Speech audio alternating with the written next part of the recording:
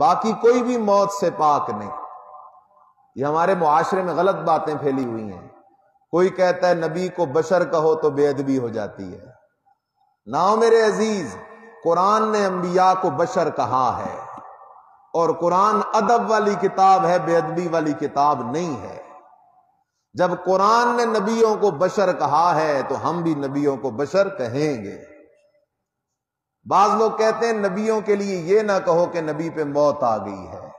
نہ میرے عزیز، قرآن نے نبی کے لیے موت کا لفظ استعمال کیا ہے، ایک جگہ نہیں، بار بار استعمال کیا ہے۔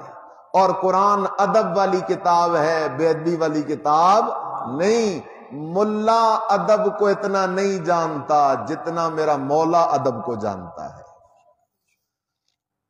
قرآن میں اللہ نے نبیوں کے لیے موت کا لفظ استعمال کیا ہے۔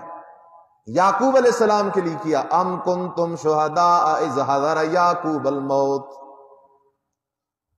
کیا تم موجود تھے جب یعقوب علیہ السلام کی موت کا وقت آیا؟ یعقوب علیہ السلام کے لیے موت کا لفظ، عزیر علیہ السلام کے لیے موت کا لفظ، عیسیٰ علیہ السلام کے لیے موت کا لفظ، یحییٰ علیہ السلام کے لیے موت کا لفظ، نبی علیہ السلام کے لیے موت کا لفظ، ابراہیم علیہ السلام کے لیے موت کا لفظ، سلیمان علیہ السلام کے لیے موت کا لفظ، عیسیٰ علیہ السلام کے لیے موت کا لفظ۔ یہ سارے نبی ہیں، اور ان کے لیے موت کا لفظ جس کتاب میں آیا ہے اس کتاب کا نام کیا ہے؟ قرآن مجید ہے۔ اور قرآن ادب والی کتاب ہے۔ قرآن کس والی کتاب ہے؟ ادب والی کتاب ہے۔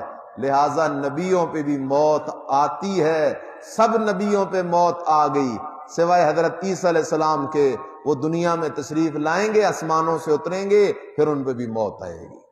ہاں یاد رکھو، موت کے بعد نبیوں کے جسم اپنی قبروں میں تر و تازہ موجود ہیں، گلاب سے زیادہ تر و تازہ ہیں، اور ان کی روح مبارک جنت الفردوس میں ہے۔ روح مبارک کدھر ہے؟ جنت الفردوس میں ہے۔